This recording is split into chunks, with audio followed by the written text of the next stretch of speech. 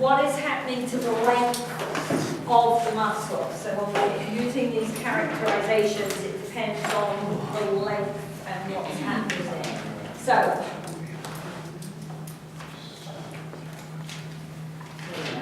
all right, so let's start with the concentric one, because this is the action that we're discussing when we look at sliding filament theory. Yes, sir. I'm gonna sound like a stupid question, but like I'm trying to relate this like to our lives. So like being double jointed, because I know that that's not really like a true thing, but It's not a true thing. But does that have anything to do with our muscles being concentric or eccentric, or isometric, or resting?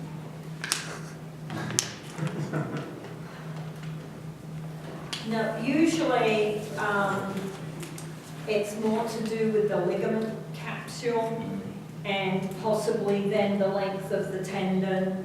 So there's what happens occasionally with that, they sublux a lot because the ability to apply force from the muscle through the tendon to the bone is reduced because there's too much stretch in the tendon and the ligament. And so can you like train yourself to be that kind of way? Because I know there's like dancers that do that. They like contort their body. yeah, but I think it's similar to the idea of gymnastics makes people short. You know, gymnastics stunts your growth. It really, it doesn't stunt your growth. People who are good at gymnastics are short. And I suspect that people who can do, although in yoga, there would be an argument that if you practiced it enough, you would be able to do some things you couldn't do before. But can you go from being someone who's very, very tight to someone who can dislocate their shoulders? I'm not completely convinced that you could, even if you practiced it every day. And the thing with dancers as well that you see is because they start training at such a young age, the shape of the hip socket is different. And the hip socket is more shallow. And so that allows some of those extreme ranges of movement because the bone can move further within the socket because it's not as deep. So if you've got a really deep hip socket, the bone hits either side. Okay. So it doesn't work through like an adaptation maybe gradually with years and stuff. With dancers, yeah. So basically, all of that stuff has nothing to do with what we're talking about, though. All right.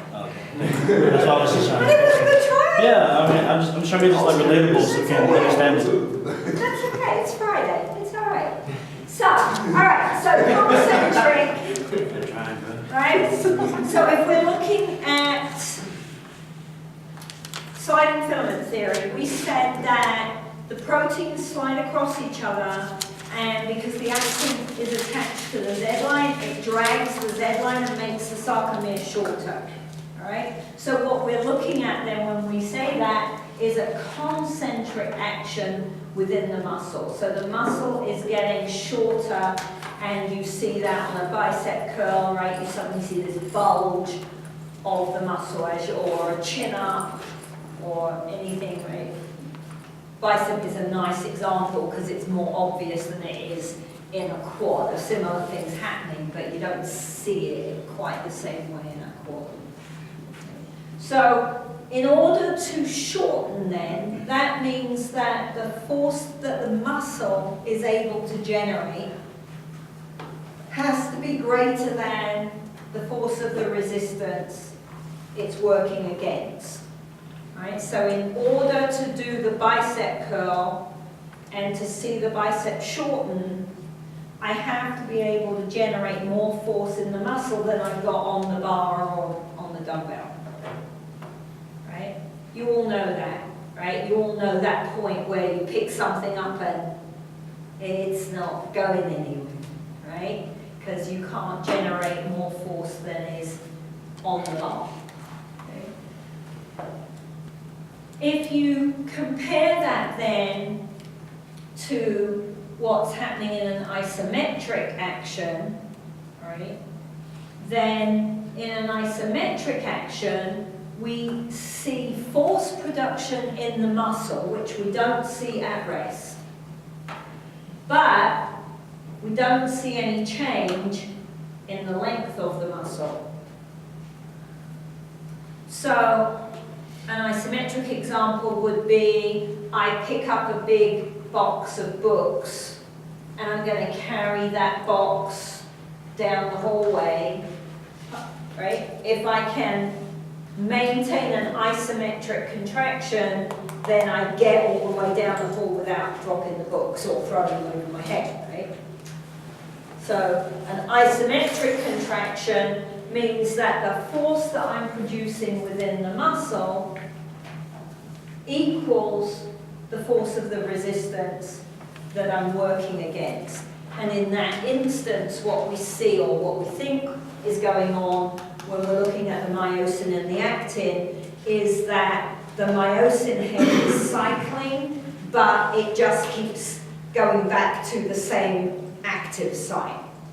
Right? It can't generate enough force to pull the actin across it, so they just kind of get stuck to each other. Right?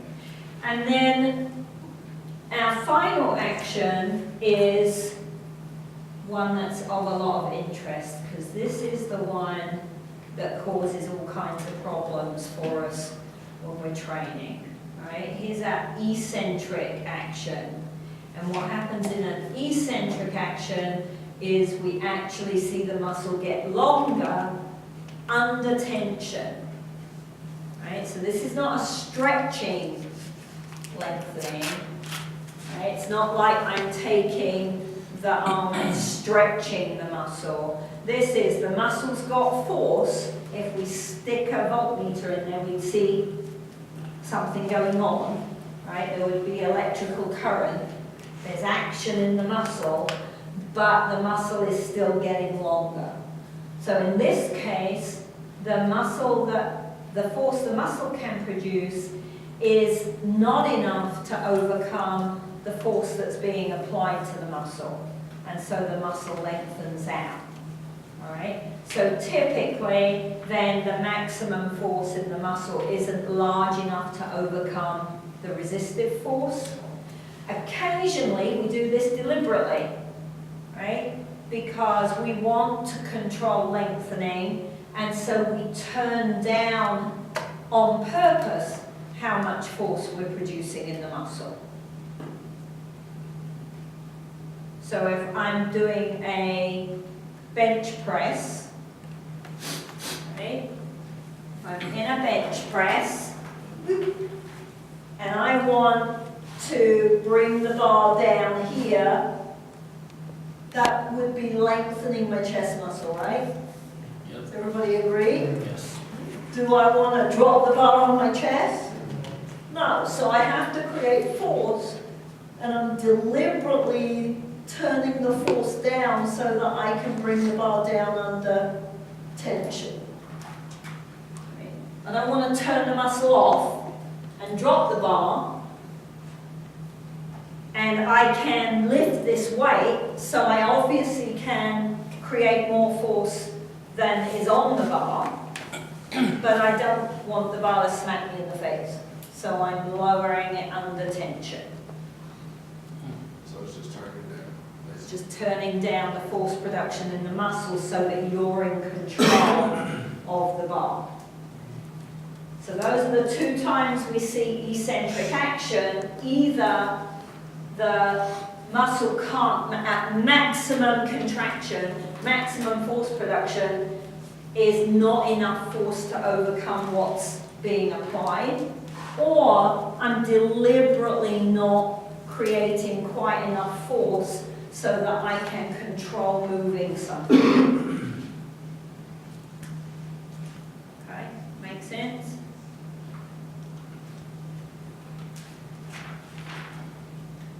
So there's several different relationships going on that we can graph. I'm going to look at a couple of them, and some of them you can read in the book, but I just want to go over a couple because they're ideas that I think we have to get our head around, and they're not necessarily what we immediately think of when we go and train. All right? So if I look at a force velocity curve, then this is how much force can I produce at varying speeds of movement. Okay? So if we start with isometric, by definition then, an isometric force production, an isometric action has zero velocity, right? There's no change in the length of the muscle even though I'm producing force in the muscle. Okay? So we have zero velocity.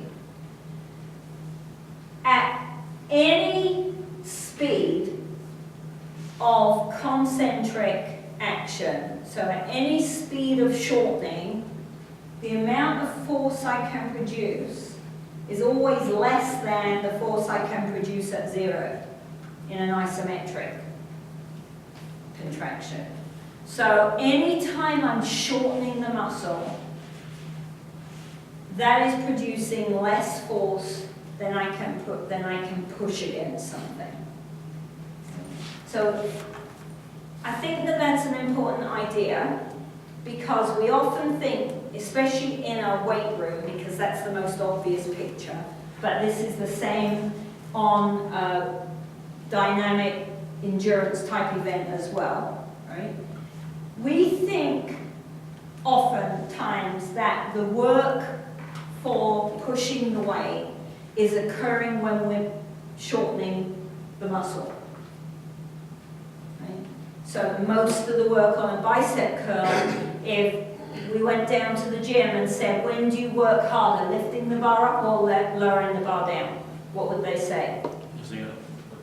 Lifting the bar up, right? So that's not true.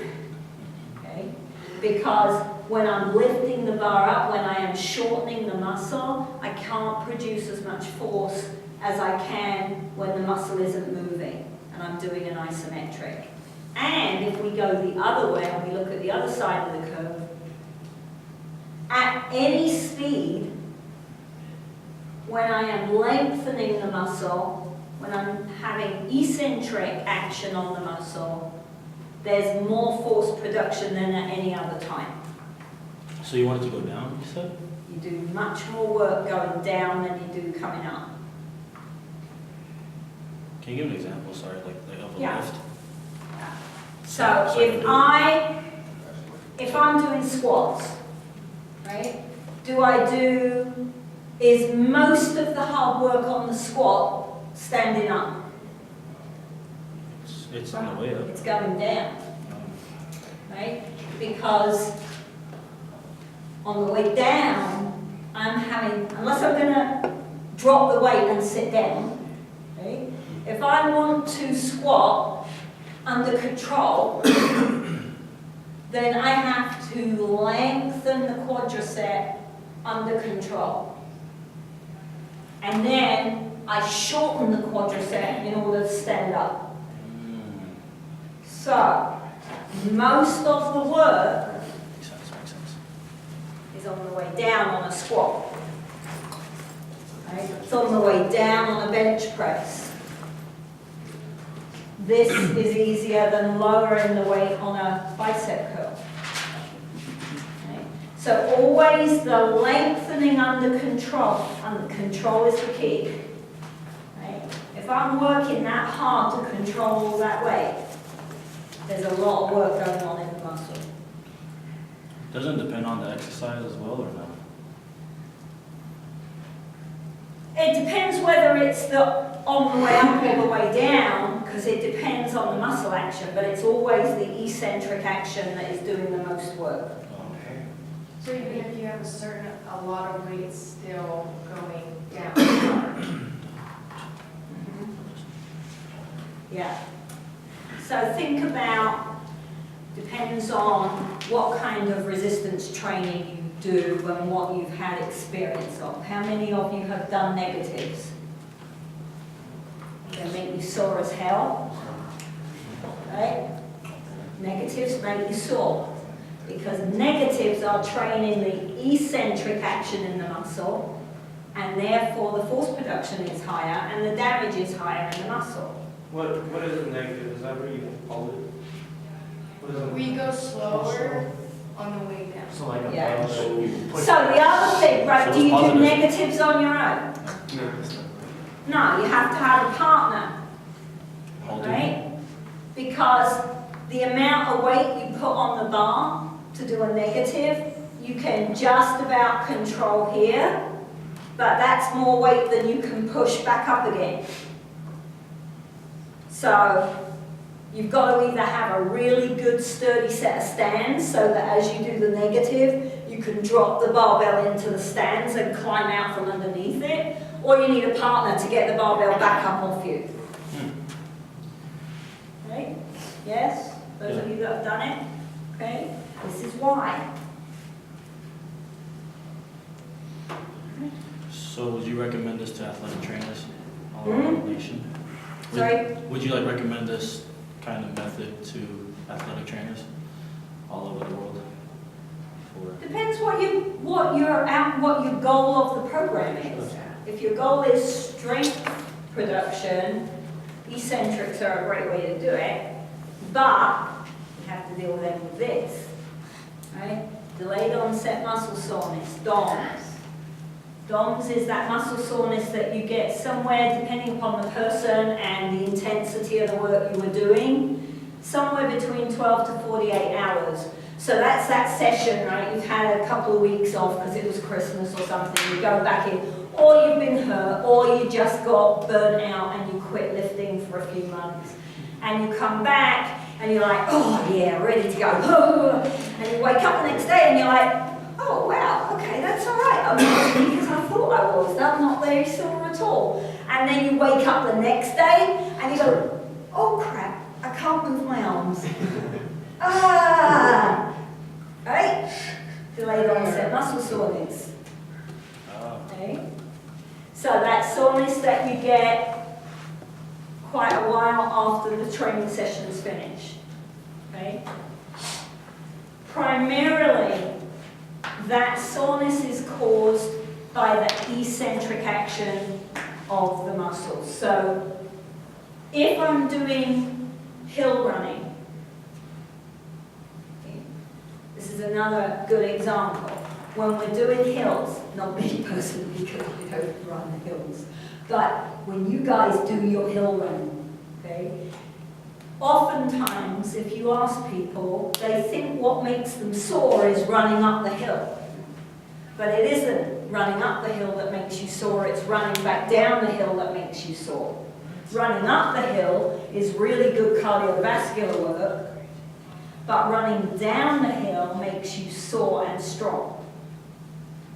Because when I come down the hill, I don't want to fall over coming down the hill. I'm contracting that quad as hard as possible and my glutes as hard as possible to control falling down the hill. And that makes you very, very sore. Anybody play, racquetball's not the same because the ball's a bit too bouncy, squash? Anybody played squash? Yeah, it's hard. Makes your bum ache Yeah. because the ball bounces this high off the floor. You do a lot of this in squash. And then the next day you're like, ooh. Right? You don't get it in racquetball because the ball bounces too high.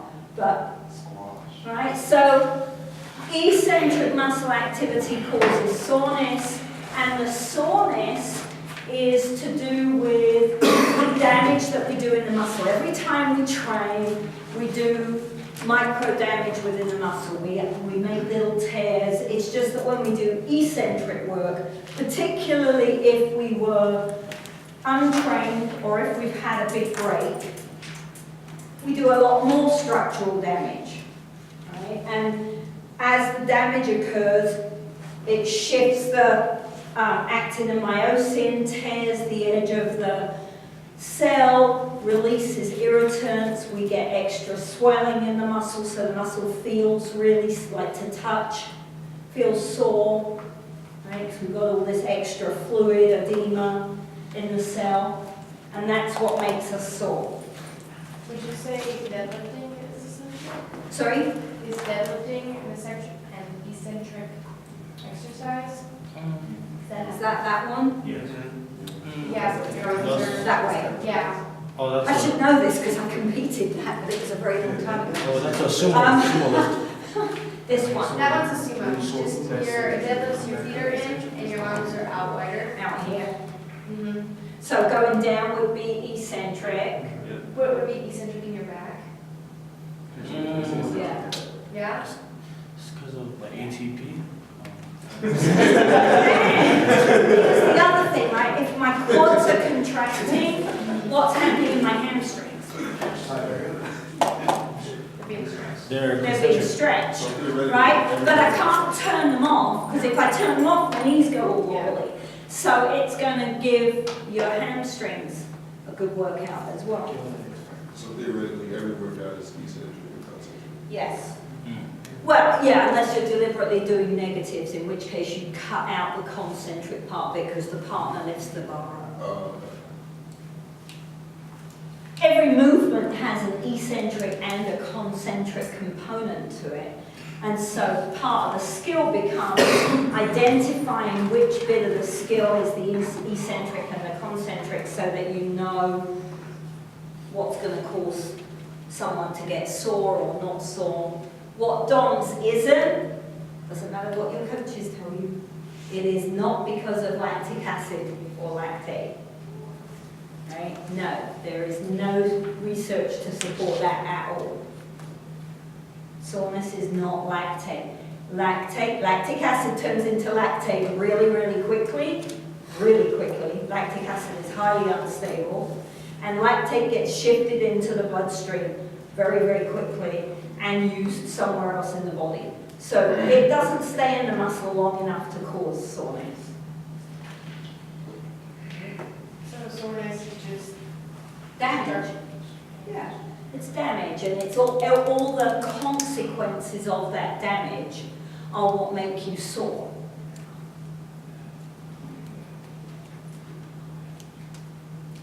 Okay, so they look at a strength curve. You can look at the strength curve. I wanted to come back to this idea because this is another one that I find really interesting.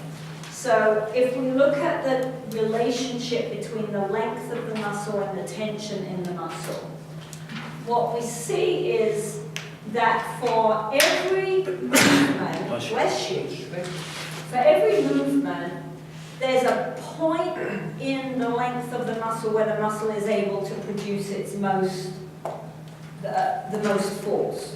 And if you think about sliding filament theory, that point is when we have the optimal overlap between actin and myosin. Because force production is all about myosin heads, pulling actin. So the point at which I have the most amount of overlap, so if I go here, right? So at rest, they're not completely overlapped. The point at which I've got optimum overlap is the point at which I can do the most amount of force.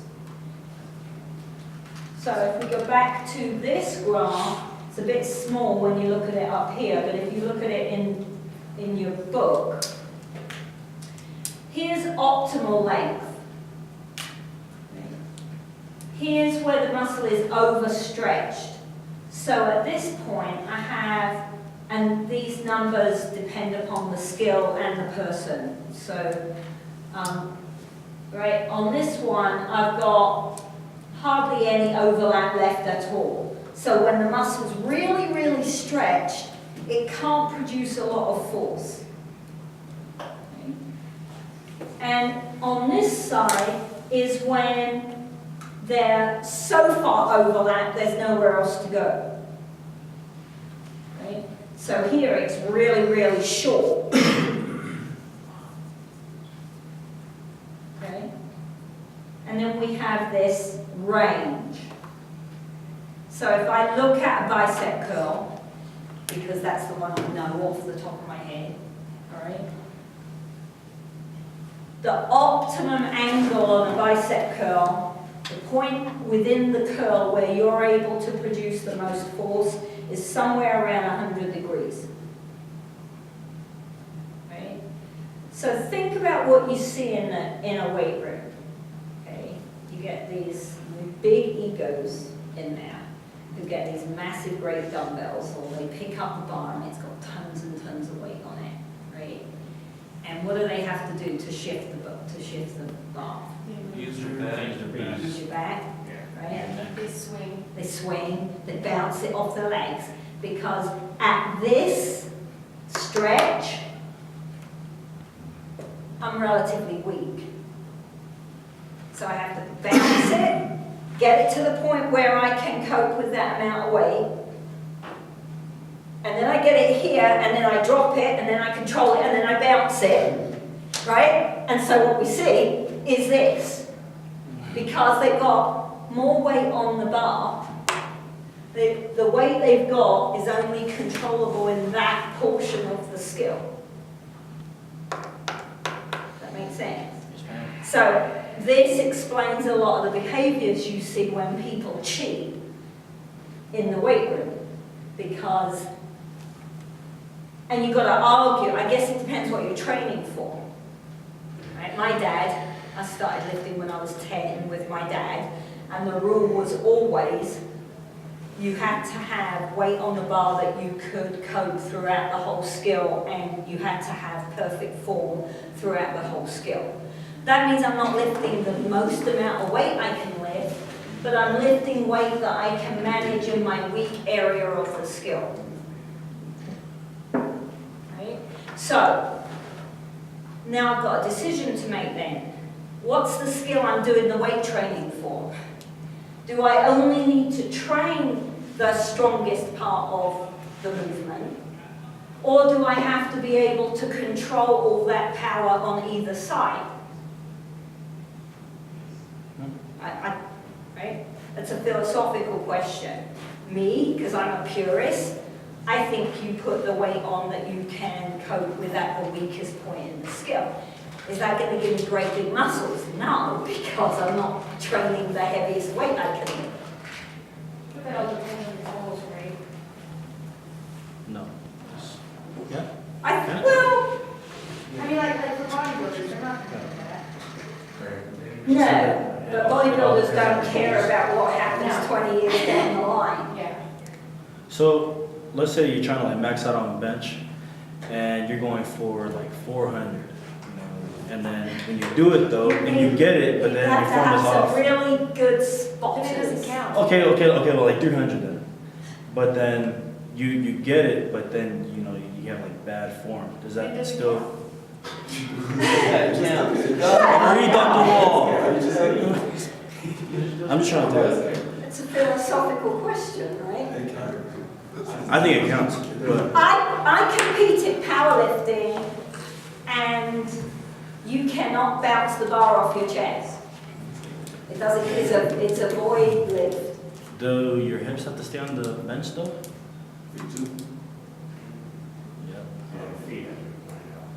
And it has to be under control. Guess I didn't get 400 then. Just kidding. Cool stuff though, isn't it? All right, where are we? Okay. All right, so we train most of the time to either maintain or improve a performance. Right? Otherwise, why would we train? So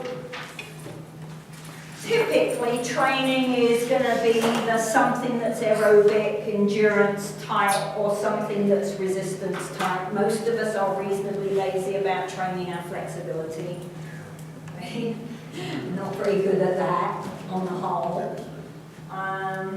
So let's have a look then at what happens when we do training within the muscle tissue.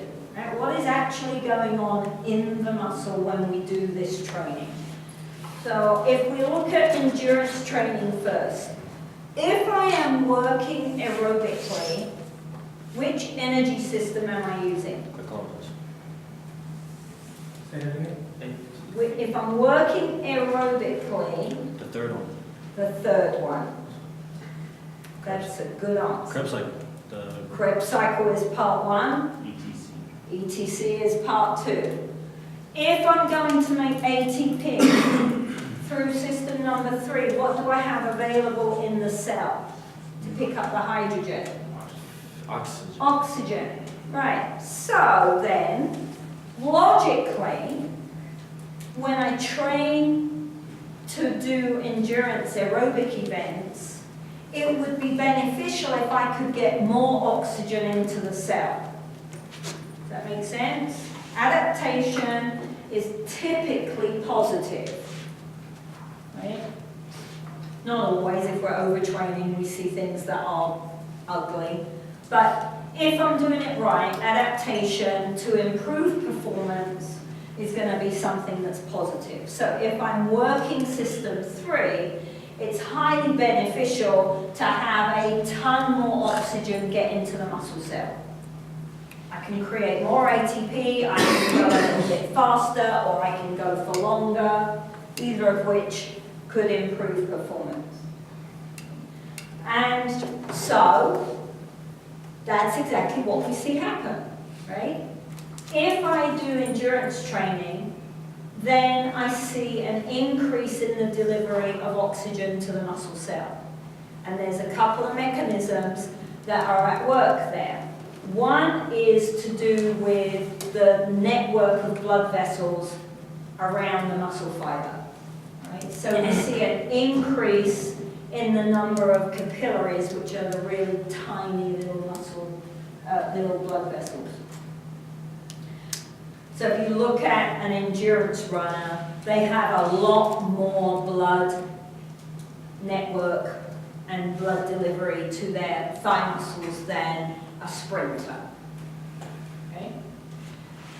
The increase in the number of capillaries also increases the density of the capillaries. So for any given area of the muscle, there's more capillary network there than there was before I did the training. Okay. This one we haven't really talked about yet, but myoglobin is the molecule that helps transport oxygen from the bloodstream across the muscle fiber to the mitochondria.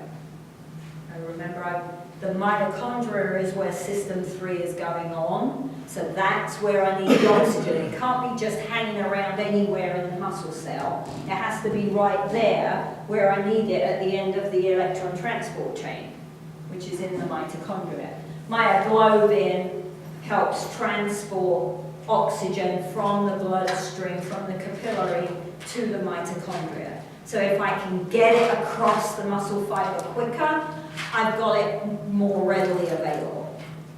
Okay? Make sense? So, I've got it into the muscle. Now, then, the other adaptation that we see is we see more mitochondria in an aerobically trained muscle, because that's where system 3 is occurring. And the mitochondria are larger, so they increase in size. So there's more of them, they increase in size, therefore all this additional oxygen can get utilized and be used to make ATP. So I can make tons more ATP, I've got more mitochondria, that means I have more enzymes available, everything's working much more efficiently, and I can create more ATP, which means I can run for an extra 20 minutes. Yes? Makes sense? Ish? Okay, so now think back. which muscle fiber type works better aerobically? Type 2, type 2, type 1. Ones, right? So, if I do squats, do I expect my biceps to get stronger? Why? Because you're working your Because glutes. you're not working them, right? So, the whole muscle is contracting, but type 1s do more of the work. So we see some of this adaptation in type 2 fibers, but most of this adaptation occurs in the type 1 fibers because they're the ones doing the majority of the work. Logical, right?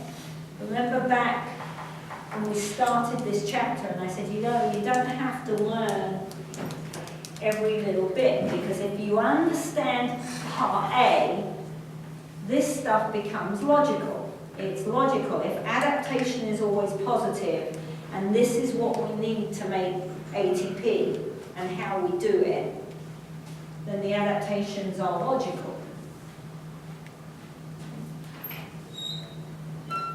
Much more adaptation within a type 1 fiber than a type 2 fiber. All right? I increase oxygen delivery, I increase the fiber's ability to utilize the oxygen. Okay? Now, when we actually look at the fiber, we see an interesting occurrence, because with endurance training, the muscle fiber actually decreases in diameter, which might seem a little peculiar, right? But there's my muscle fiber in my bloodstream, okay? And let's, for the sake of argument,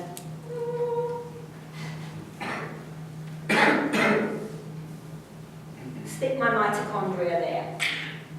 All right? So, I've got to get oxygen out of the bloodstream to the mitochondria. Yeah? Yeah. So, in an endurance person, what we see is actually this muscle fiber decreases in diameter. Okay? Because that shortens the distance that I have to transport the oxygen to get it to the mitochondria. I don't want the muscle fiber to get bigger because that moves the mitochondria further away from the blood supply.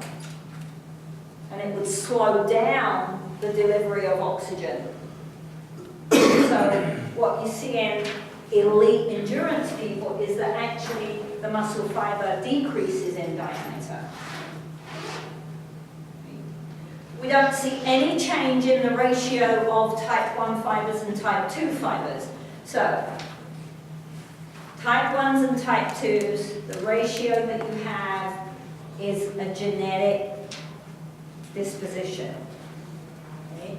I can train all I like, I'll get all these great adaptations, but I don't suddenly get more type 1 fibers and less type 2 fibers. That doesn't happen. The ratio stays the same. You might get some change in the subgroup, right? So it's the least likely, but given that we were trying to keep the subgroups relatively simple, I might see some change from a type 2X to a type 2A. X's hardly use oxygen at all. A's are better at using oxygen. So it would be beneficial if the type 2s that I have that aren't helping me run for 5 hours, at least we're working a little more efficiently.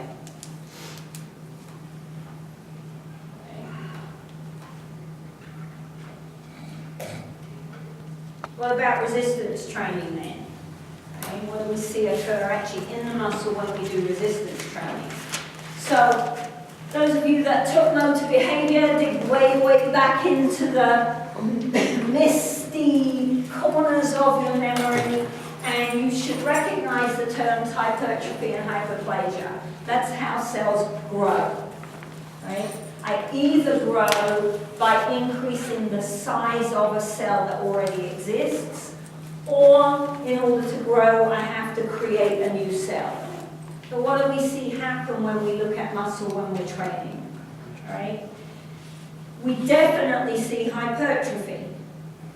We see an increase in the size of the muscle fibers. So where this one decrease in weight training, a muscle fiber would increase in size, all right?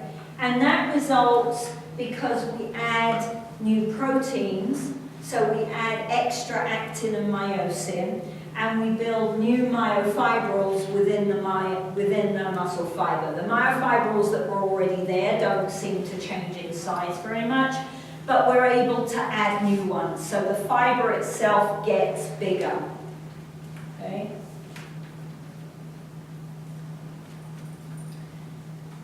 Now, this one is a little tricky. Hyperplasia. Do we see hyperplasia? The question to that is really, we don't know the answer in humans. They think they may have seen it in the idiot bodybuilders and powerlifters. People who are doing really, really, really high intensity resistance work, lots and lots and lots of weight, right? The problem is you have to take muscle out in order to look at whether or not the fibers got bigger. Or there are more fibers available, which obviously most people don't want to do. They just want to measure around the bicep and then train like crazy and then measure the bicep and go, oh look, the bicep got bigger. But just by looking at it, we don't know whether it got bigger by hypertrophy or hyperplasia. In order to know if it was hyperplasia, I would have to cut some of the muscle out and look at it, which people aren't very keen on. So do we increase muscle fiber number? Okay.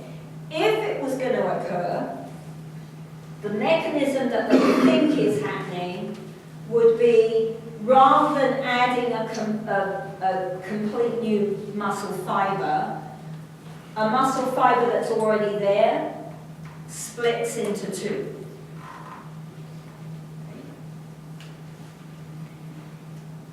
Because they've only seen it, well, they're not even sure that they've seen it in humans, and if they saw it, it's bodybuilders, so there's some conversation about whether or not hyperplasia might occur more if you take steroids. And if you don't take steroids, then what we're seeing is hypertrophy.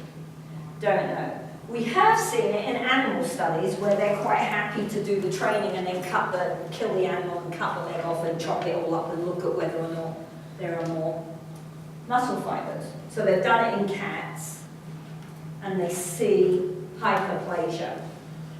Right? They put the cat in a weight training program.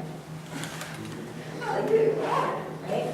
They teach it, they train it, they set up the cat bowl so that the cat has to push a bar to open the lid to get at its food. And once it's learned to push the bar, they start adding weight on the bar.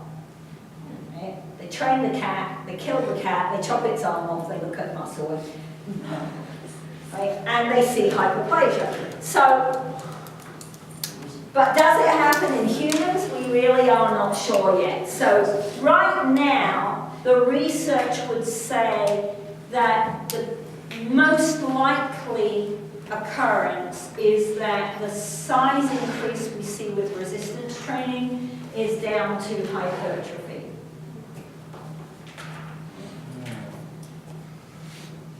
All fibers can change.